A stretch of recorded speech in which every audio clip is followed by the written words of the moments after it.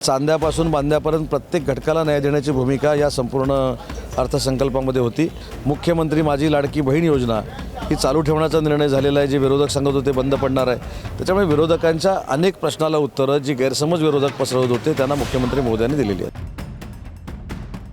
आपल्यासोबत उद्योग मंत्री उदय सामंत आहेत। काय सांगणार, राज्याचा अर्थसंकल्प आता सादर झाला आहे, कोणकोणत्या तरतुदी करण्यात आल्या, दिलासा कोणाकोणाला देण्यात आलेला आहे?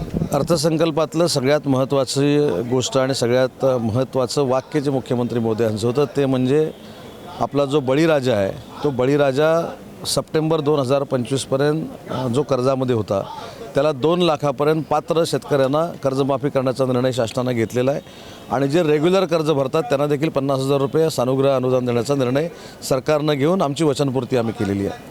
चांद्यापासून बांद्यापर्यंत प्रत्येक घटकाला न्याय देण्याची भूमिका या संपूर्ण अर्थसंकल्पामध्ये होती। महाराष्ट्राची अस्मिता असलेले छत्रपती संभाजी महाराज यांचं स्मारक देखील कोकणामध्ये होतं आहे। कोकणातली सिंधुरत्न योजना जी बंद होती ते देखील सुरू करण्याचा निर्णय मुख्यमंत्री महोदयांनी घेतला आहे। आमच्या मेडिकल कॉलेजला देखील 493 कोटी रुपये देण्याचा निर्णय पुस्तकामधनं घेतलेला आहे। आमच्याकडची जी धरणं होती त्यांना देखील पैसे मिळालेले आहेत। 1000 लोक वस्तीपर्यंतच्या वाड्यांना कॉन्क्रीटनं जोडण्याचा ऐतिहासिक निर्णय देखील आजच्या अर्थसंकल्पामध्ये झालेला आहे।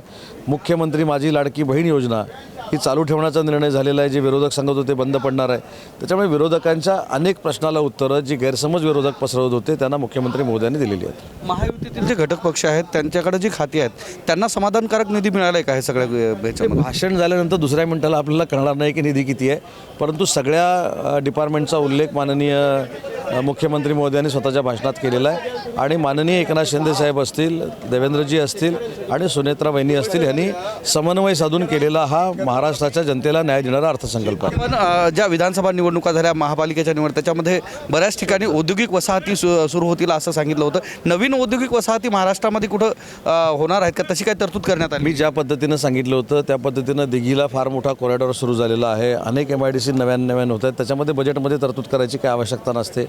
त्याला MIDCचं स्वायत्त महामंडळ आहे, त्याचा चेअरमन मी स्वतः आहे, त्या बोर्डामध्ये निर्णय घेऊन आम्ही सुरू करतो, त्याच्यामुळे त्याला काय आर्थिक तरतुदीची आवश्यकता नसते। पण ज्या काही कमिटमेंट माननीय एकनाथ शिंदे साहेबांनी महाराष्ट्राच्या जनतेला MIDCच्या माध्यमातून केलेल्या होत्या, मुख्यमंत्री महोदयांनी केलेल्या होत्या आणि मी देखील केलेल्या होत्या, या नक्की आम्ही परिपूर्ण करतो।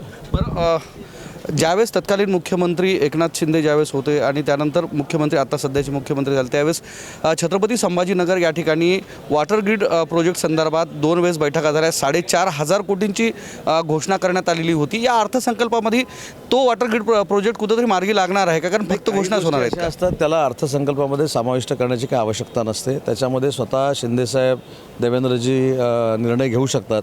त्याच्यामुळे एखादी गोष्ट जर सामील झालेली नाही त्याच्यामध्ये काही राजकारण असण्याचं काही कारण नाही।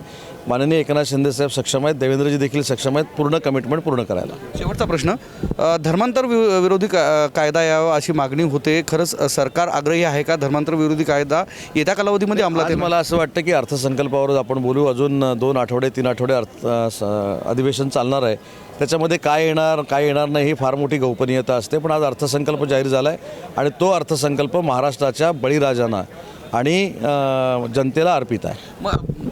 ज्या निवडणुका झाल्या त्याच्यामध्ये कर्जमाफीची घोषणा करण्यात आलेली होती आणि कर्जमाफी देऊ असं सुद्धा सरकारनं सांगितलं होते। कर्जमाफी होणार आहे याच्यामध्ये काही तरतूद नाही? अरे कर्जमाफीची घोषणा केली ना, 2 लाखापर्यंतची कर्जमाफीची घोषणा देखील झाली। सप्टेंबर 2025पर्यंत ज्यांच्या डोक्यावर कर्ज होतं ते पात्र शेतकऱ्यांना कर्जमाफी करण्याचा निर्णय घेतला। तर हे आपल्यासोबत होते उद्योग मंत्री उदय सामंत ज्यांनी अर्थसंकल्पासंदर्भात भाष्य केलं आहे। कॅमेरामन सुधाकरसह मी धनंजय सोळंके, टाइम्स नाऊ मराठी, विधानभवन, मुंबई।